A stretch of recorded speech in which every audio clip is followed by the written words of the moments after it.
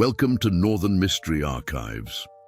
Here, we don't soften the truth and we don't skip the details. We investigate the forgotten files from the far north of Canada, the disappearances that were quietly shelved, the settlements that faded from every map, the transmissions that were never meant to be heard again. In this channel, nothing is hidden.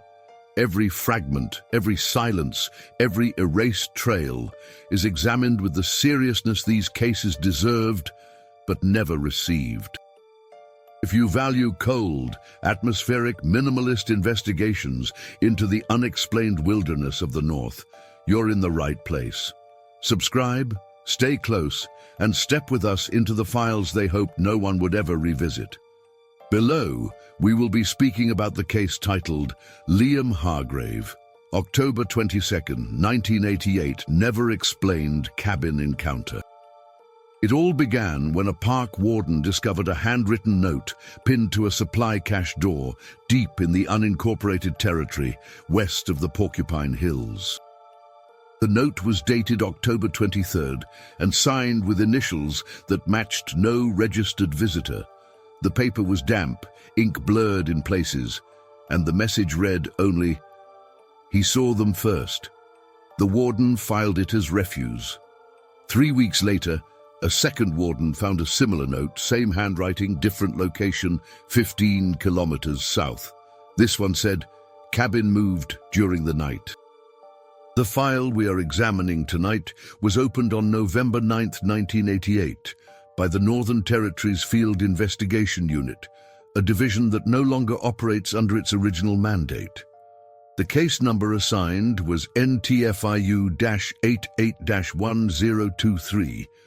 It was listed internally as a welfare check request, though the circumstances that led to its opening were far from routine. Liam Hargrave was 29 years old at the time of the incident. He worked as a freelance geologist, contracted by a mineral surveying firm based out of Whitehorse. His contract involved soil sampling in remote areas along what were then called the Provisional Access Corridors, regions that had seen limited human activity since the closure of several prospecting camps in the mid-70s. Hargrave left the town of Ross River on October 18, 1988, driving a leased four-wheel drive truck outfitted with winter supplies, a shortwave radio, sample collection equipment, and enough fuel to cover approximately 400 kilometers of rough terrain. His planned route took him northwest along a series of decommissioned logging roads that cut through dense boreal forest and terminated near an area marked on outdated charts as Zone 12. Zone 12 had no official designation in contemporary mapping systems. It was a geographic placeholder used by surveyors in the 1960s before satellite imaging became standard. Hargrave was expected to return to Ross River no later than October 25th. He did not return. On October 27th, his employer contacted the RCMP detachment in Whitehorse to report the delay. The officer who took the call noted that weather conditions had been stable throughout the week and that no road closures or mechanical failures had been reported in the area. A search protocol was initiated on October 29th. 2 field officers were dispatched along Hargrave's documented route. They found his truck on November 2nd, parked at the edge of a clearing roughly 60 kilometers past the last marked junction. The vehicle was locked. The fuel tank was half full, the keys were missing. Inside the cab, officers discovered Hargrave's logbook, his radio equipment, his personal identification, and a sealed envelope containing a cassette tape. The tape was labeled in Hargrave's handwriting with the date October 22, 1988, and the words, "Cabin Encounter." The cassette was logged as evidence and sent to the NTFIU office in Yellowknife for transcription.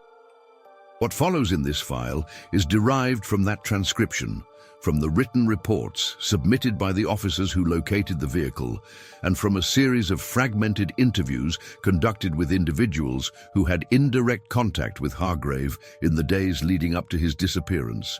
The envelope also contained a folded map. The map showed a hand-drawn circle around a location that did not correspond to any structure listed in the Territorial Land Registry. Beside the circle, Hargrave had written the words, "It was not there before." No cabin matching the description Hargrave would later provide on the tape has ever been located. No other individual has reported seeing such a structure in the area. The clearing where his truck was found has been surveyed 3 separate times since 1988. Each survey returned no evidence of recent construction, no foundation remnants, no clearing activity, and no human presence beyond the tire tracks left by Hargrave's vehicle. The RCMP file was transferred to the NTFIU on November 9th, after the cassette tape was reviewed by senior investigators. It was classified as unexplained, a designation reserved for cases in which the available evidence does not support a conclusion consistent with standard investigative frameworks. The file we are examining tonight was opened on November 9th, 1988, by the Northern Territories Field Investigation Unit, a division that no longer operates under its original mandate. The case number assigned was NTFIU-88-1023. It was listed internally as a welfare check request, though the circumstances that led to its opening were far from routine. Liam Hargrave was 29 years old at the time of the incident. He worked as a freelance geologist, contracted by a mineral surveying firm based out of Whitehorse. His contract involved soil sampling in remote areas along what were then called the Provisional Access Corridors, regions that had seen limited human activity since the closure of several prospecting camps in the mid-70s. Hargrave left the town of Ross River on October 18, 1988, driving a leased 4-wheel drive truck outfitted with winter supplies, a shortwave radio, sample collection equipment, and enough fuel to cover approximately 400 kilometers of rough terrain. His planned route took him northwest along a series of decommissioned logging roads that cut through dense boreal forest and terminated near an area marked on outdated charts as Zone 12. Zone 12 had no official designation in contemporary mapping systems. It was a geographic placeholder used by surveyors in the 1960s, before satellite imaging became standard. Hargrave was expected to return to Ross River no later than October 25th. He did not return. On October 27th, his employer contacted the RCMP detachment in Whitehorse to report the delay. The officer who took the call noted that weather conditions had been stable throughout the week and that no road closures or mechanical failures had been reported in the area. A search protocol was initiated on October 29th. 2 field officers were dispatched along Hargrave's documented route. They found his truck on November 2nd, parked at the edge of a clearing roughly 60 kilometers past the last marked junction. The vehicle was locked. The fuel tank was half full. The keys were missing. Inside the cab, officers discovered Hargrave's logbook, his radio equipment, his personal identification, and a sealed envelope containing a cassette tape. The tape was labeled in Hargrave's handwriting with the date October 22, 1988, and the words, "Cabin Encounter." The cassette was logged as evidence and sent to the NTFIU office in Yellowknife for transcription.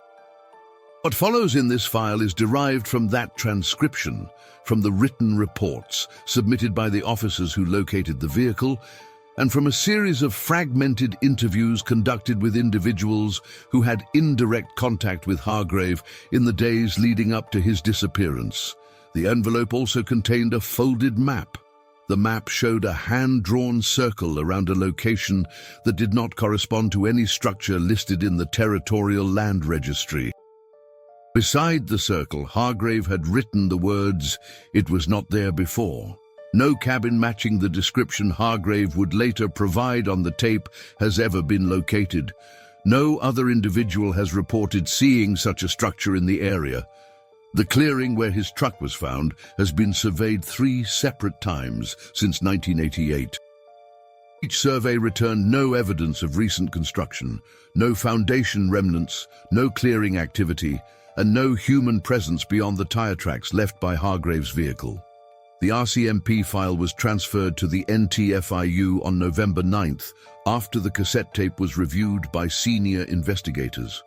It was classified as unexplained, a designation reserved for cases in which the available evidence does not support a conclusion consistent with standard investigative frameworks. The cassette tape recovered from Hargrave's truck was a standard 90-minute recording medium, common for the period. The tape itself showed no signs of tampering, no splices, no edits. The audio quality is poor. Background noise is present throughout. Hargrave's voice is calm, measured, though there are moments where he pauses for extended periods, as if choosing his words carefully. The transcription that follows is taken directly from the official NTFIU file. It has been reproduced here without alteration. Hargrave begins speaking approximately 20 seconds into the recording. There is no preamble. He does not identify himself. He simply begins. Hargrave states, "I am parked at the edge of a clearing. It is October 22nd. The time is approximately 10:15 in the morning. I can see a structure ahead of me. It is a cabin, single story, log construction, appears old, roof is intact. No smoke from chimney, no vehicles nearby. No visible tracks leading to or from the structure. I checked my map. This structure is not listed. I checked my GPS. The coordinates place me in an area marked as unoccupied. I am going to approach on foot.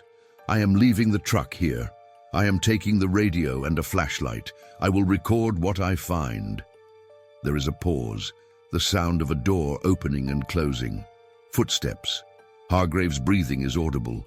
Wind noise increases. He resumes speaking. Hargrave states, "The cabin is approximately 100 meters from the truck. The ground is frozen. No tracks, no footprints. The structure looks weathered but solid. Windows are intact. Door is closed. No movement inside. No sound. I'm approaching the front entrance. The door is wooden. No lock. I'm going to open it." Another pause, the sound of wood scraping. A door being pushed inward. Silence. Then Hargrave speaks again. His voice is quieter now. Hargrave states, "The interior is furnished. There is a table, 2 chairs, a wood stove, shelves on the wall. The stove is cold, no ash, no residue. The shelves contain canned goods. The labels are faded. I cannot read the text. There is a bed against the far wall. The bed is made. The blanket is folded. Everything is arranged. Everything is clean. There is no dust. There is no odor.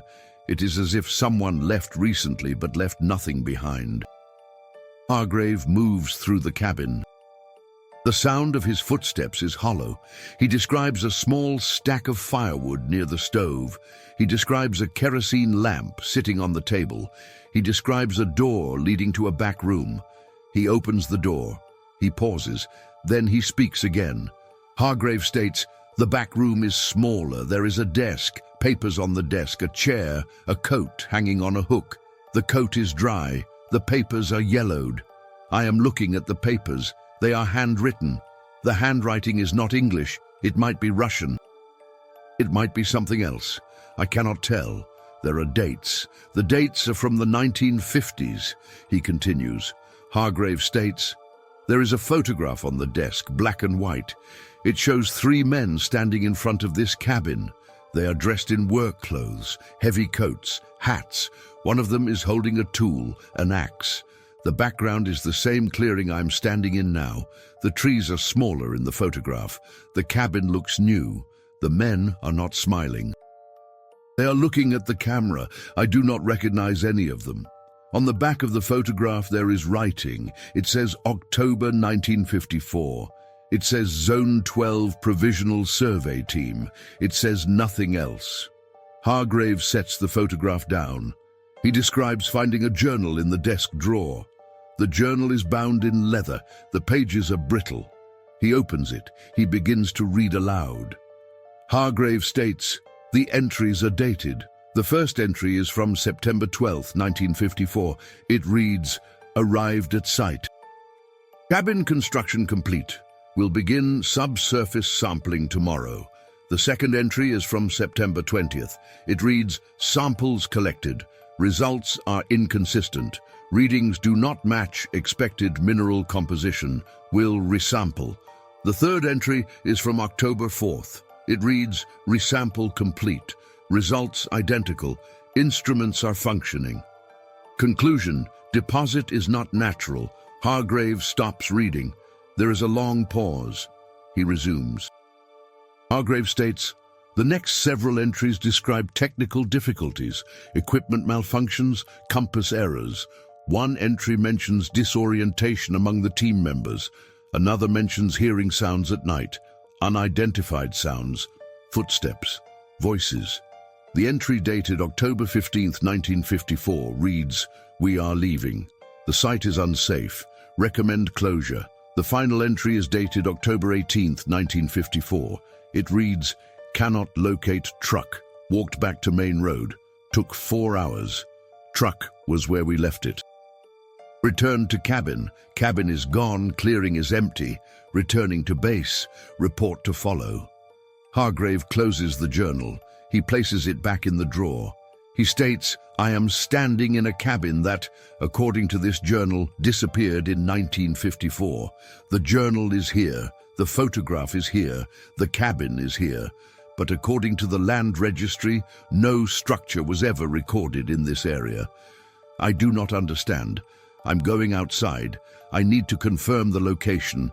I need to verify what I'm seeing." The sound of footsteps.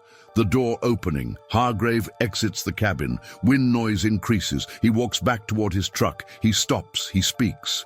Hargrave states, "I'm looking back at the cabin. It is still there. It has not moved. The door is open. I can see inside. Everything is as I left it. I'm checking my GPS again. The coordinates are the same. I'm checking my compass. The compass is spinning. It is not holding a bearing. I'm checking the map. The map shows nothing. I'm going to take a photograph. I'm going to document this." There is a pause, the sound of a camera shutter. Hargrave states, "Photograph taken. I am walking around the perimeter of the cabin. I'm looking for any sign of recent activity. Footprints, tire tracks, tool marks. I'm finding nothing. The ground is undisturbed. The cabin appears to have been here for decades, but there is no erosion around the foundation. There are no weeds growing against the walls. There is no animal activity. No birds, no insects. The silence is total."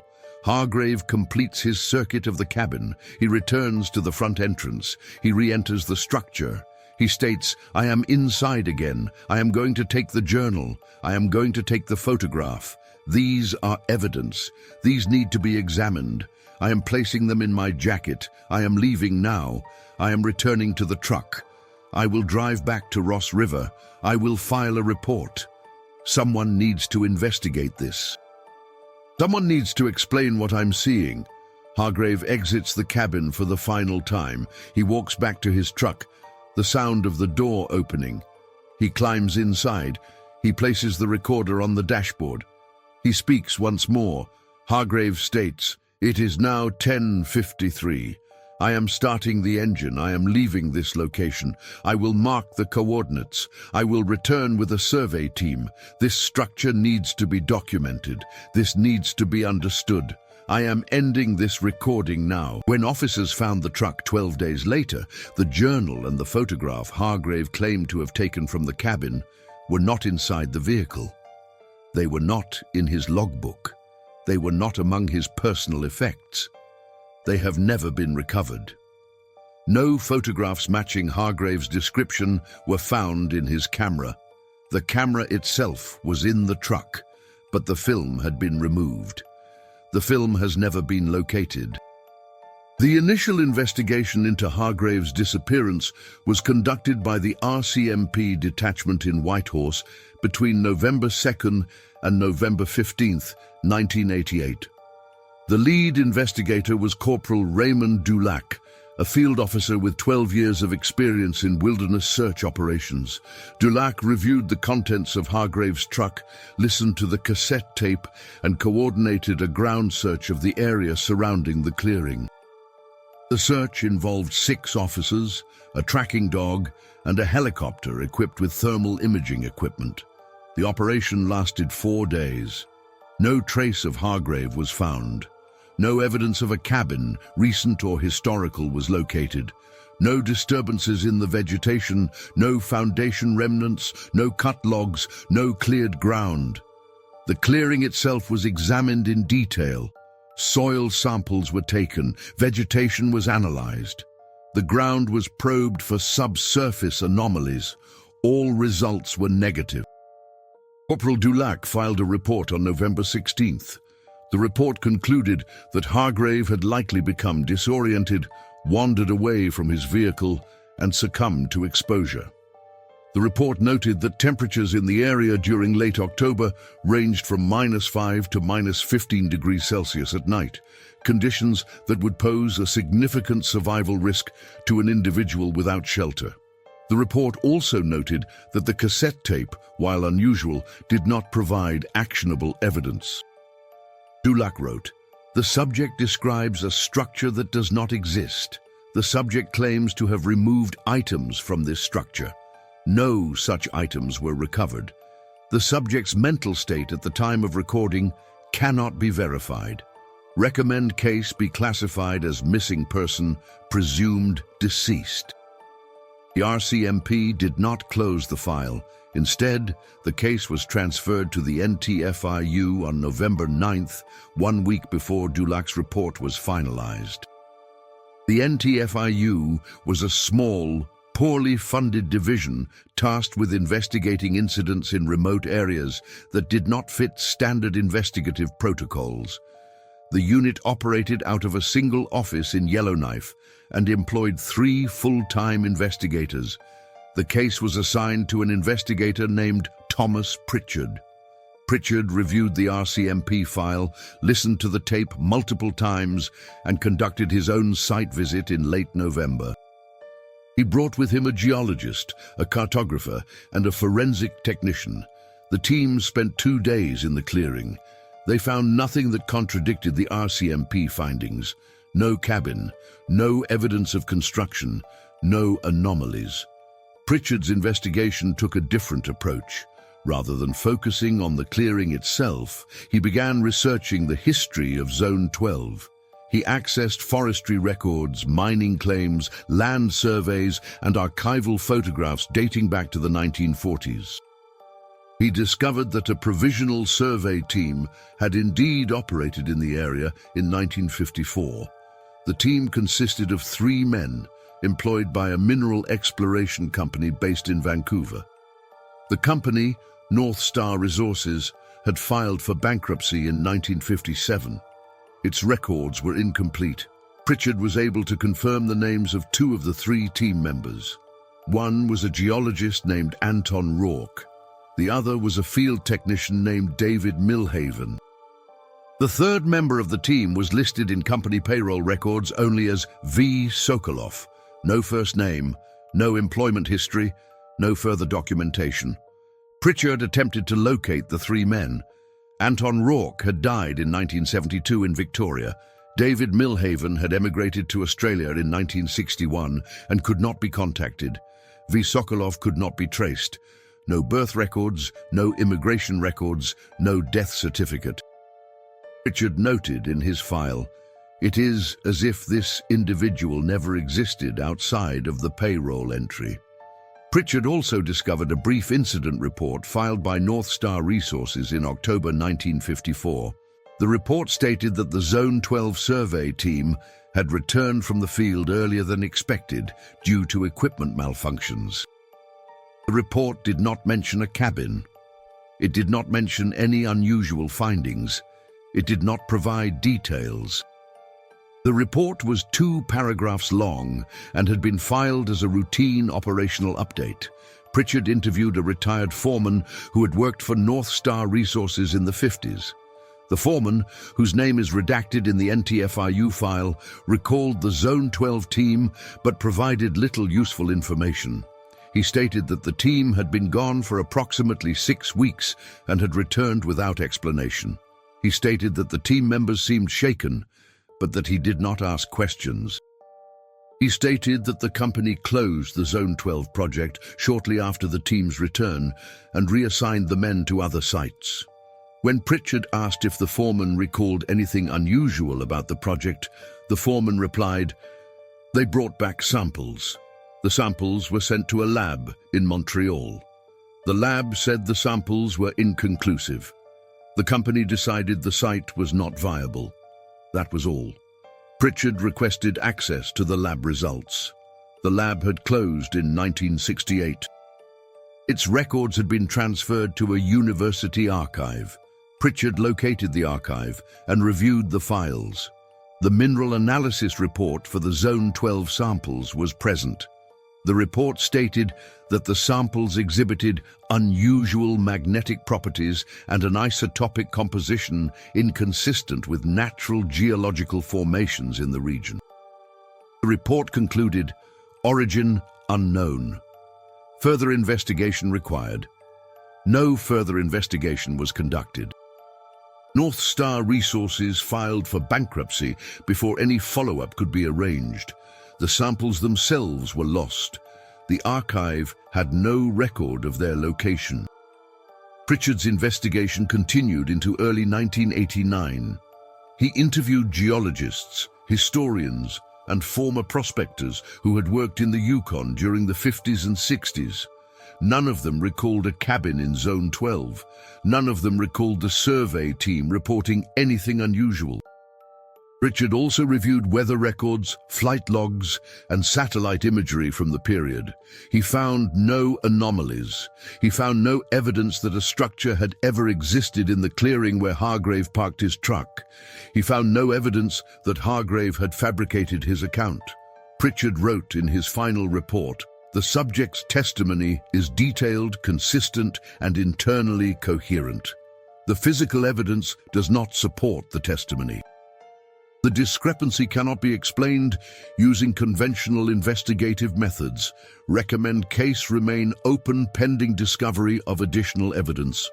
The NTFIU file contains one additional document. It is a memo dated March 3, 1989, written by an unnamed supervisor. The memo reads, "Investigator Pritchard is reassigned effective immediately.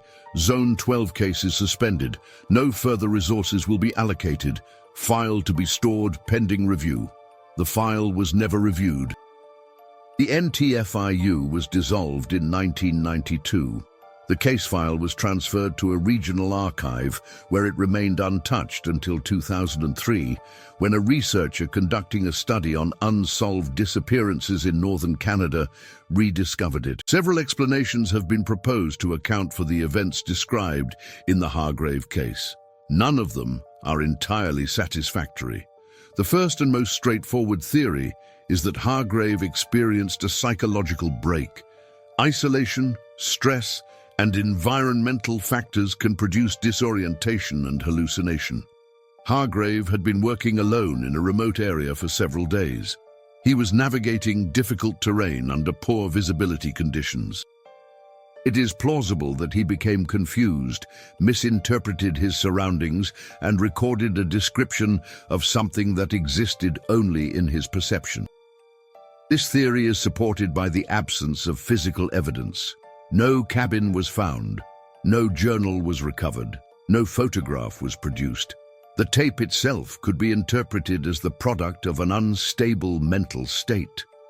However, this theory does not account for several key details. Hargrave's voice on the tape is calm. He does not sound distressed. He does not sound confused. His descriptions are precise. He provides measurements, observations, and contextual details that suggest a clear and rational thought process. Additionally, Hargrave's logbook entries from the days prior to October 22nd show no signs of mental deterioration. His handwriting is steady, his notes are organized, his technical observations are accurate. There is no indication that he was experiencing cognitive impairment. Furthermore, if Hargrave had wandered away from his truck in a state of confusion, it is unlikely that he would have locked the vehicle, removed the keys, and left behind his identification and radio equipment. These actions suggest deliberate planning, not disorientation. A second theory is that Hargrave fabricated the entire account. Perhaps he intended to create a hoax, or perhaps he was attempting to cover up some other activity. This theory is difficult to reconcile with the fact that Hargrave disappeared. If he had fabricated the tape as part of a hoax, why would he leave his truck behind and vanish into the wilderness? If he was covering up another activity, what was that activity? And why has no evidence of it been found? Hargrave had no known financial troubles, no legal issues, and no apparent motive to stage a disappearance. His employer described him as reliable and professional. His family described him as stable and responsible. There is no evidence to suggest that he had any reason to fabricate a story or to abandon his life. A third theory involves the possibility that the cabin Hargrave described did exist, but was removed or destroyed in the 12 days between his disappearance and the discovery of his truck. This theory requires that an unknown party dismantled the structure, removed all debris, and erased all evidence of its presence within a narrow window of time. This would be an extraordinarily difficult task in a remote, roadless area. It would require heavy equipment, multiple personnel, and considerable effort. No such activity was reported. No vehicle tracks other than those left by Hargrave's truck were found. No evidence of recent construction or demolition was detected during the forensic examination of the clearing. The effort required to execute such an operation would be immense, and the motive for doing so is unclear. A fourth theory, advanced by a small number of researchers, suggests that the cabin Hargrave described was real, but existed in a different temporal or spatial context. This theory proposes that certain geographic locations, under specific conditions, may exhibit properties that allow for the perception or interaction with structures or events from other time periods. Proponents of this theory point to the journal Hargrave claimed to have found, which described a survey team encountering similar anomalies in 1954. They argue that the cabin may have been a residual element of the 1954 survey, somehow persisting or reappearing in 1988. This theory is speculative and not supported by any accepted scientific framework. It is mentioned here only because it appears in the archival literature related to the case. A fifth and more grounded theory involves the possibility that Hargrave encountered a covert or undocumented structure that was being used for purposes unknown to him. This could explain the presence of the cabin, the furnishings, and the journal. It does not, however, explain why no such structure was found during subsequent searches or why Hargrave disappeared. If Hargrave had stumbled upon an illegal operation or a classified facility, it is conceivable that he was detained or removed by individuals associated with that operation. This theory requires the existence of an organized group capable of responding quickly to Hargrave's presence and of erasing all evidence of their activity. No evidence of such a group has been found. No reports of covert operations in Zone 12 during this period exist in any public or declassified records. The NTFIU investigator, Thomas Pritchard, did not endorse any specific theory in his final report. He noted only that the case presented an unresolved conflict between subjective testimony and objective evidence. He recommended that the case remain open in the event that new information emerged. No new information has emerged. The clearing remains empty. There are certain cases that resist closure, cases in which the evidence points in multiple directions and none of them lead to a conclusion. The Liam Hargrave case is one of these. It is a case built on contradictions. A man describes a structure in precise detail. The structure is not there when investigators arrive. A man claims to have removed physical items from the structure. The items are never found. A man records his intention to return and document his findings. The man vanishes. The record survives, but the man does not. The file contains one additional element that has not yet been discussed. In the weeks following the initial investigation, 3 separate individuals contacted the RCMP to report unusual experiences in areas adjacent to Zone 12. The first was a trapper who stated that he had found a clearing he had never seen before, despite having worked the same trapline for 15 years. He described the clearing as unnaturally quiet and said that his dogs refused to enter it. The second was a pilot who reported seeing a structure from the air that did not appear on his map. He circled back to verify the location, but the structure was no longer visible. The third was a forestry worker who claimed to have found a cache of old surveying equipment near a frozen lake. The equipment was rusted and appeared to have been abandoned for decades, but the area had been logged only 10 years prior, and no such equipment had been reported at that time.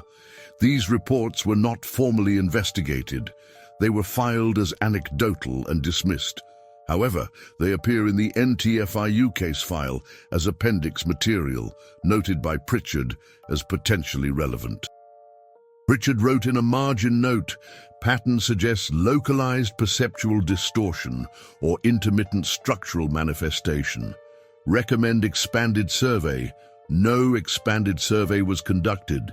The NTFIU was dissolved before any follow-up could be arranged. The 3 individuals who filed the reports were never recontacted. Their accounts remain part of the file, but they were never integrated into the investigation. The clearing where Hargrave's truck was found is still accessible, though the road leading to it has deteriorated further in the years since 1988. No signage marks the location. No memorial has been erected.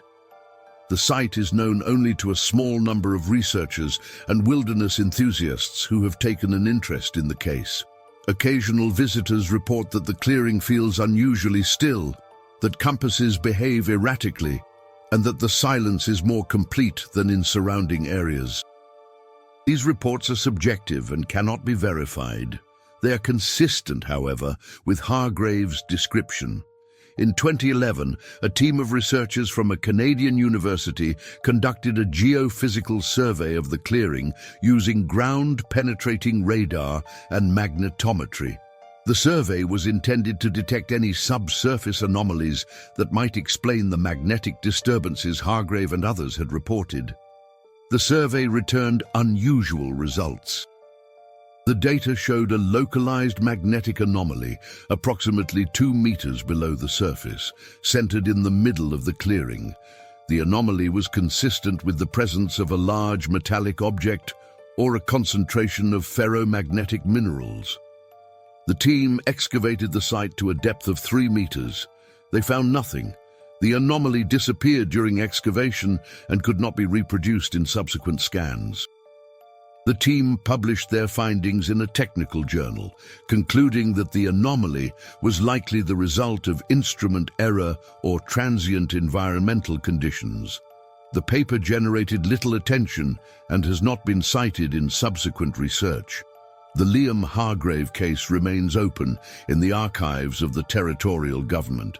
It is listed as an unsolved disappearance with an unexplained evidence component. No active investigation is underway. No new leads have been developed. The case is reviewed periodically as part of standard archival maintenance, but no actions are taken. The file is available to researchers upon request, though few have requested it. The tape remains in storage, preserved in a climate-controlled facility. It has been digitized and a copy is maintained in a separate archive as a precautionary measure. The original tape is rarely accessed. It sits in a box labeled NTFIU-88-1023, alongside maps, photographs, interview transcripts, and the handwritten notes of investigators who are now retired or deceased. Liam Hargrave would be 66 years old today, if he's still alive. His family has never stopped searching for answers. His sister, who was 17 at the time of his disappearance, has stated in interviews that she believes her brother encountered something beyond his understanding, something that he was not prepared to face. She has requested that the case be reopened multiple times. Each request has been denied. She has traveled to the clearing on 3 occasions, accompanied by private investigators she hired at her own expense. They found nothing. She continues to believe that the answers are there, somewhere in the silence of that empty space, waiting to be uncovered. The cabin Hargrave described has never been found. The journal has never been recovered. The photograph has never surfaced. The 1954 survey team's final report, if it was ever written, has never been located. The mineral samples analyzed in Montreal were lost. The lab that analyzed them no longer exists. The company that employed the survey team is gone. The men who worked on that team are dead or untraceable. Every thread that might have connected the past to the present has been severed. Every piece of evidence that might have explained what happened has been lost. The case stands alone, unsupported by context, unexplained by precedent, and so the file remains open. Not because there is hope of resolution, but because there is no justification for closing it. The evidence is too strange to dismiss. The testimony is too coherent to disregard.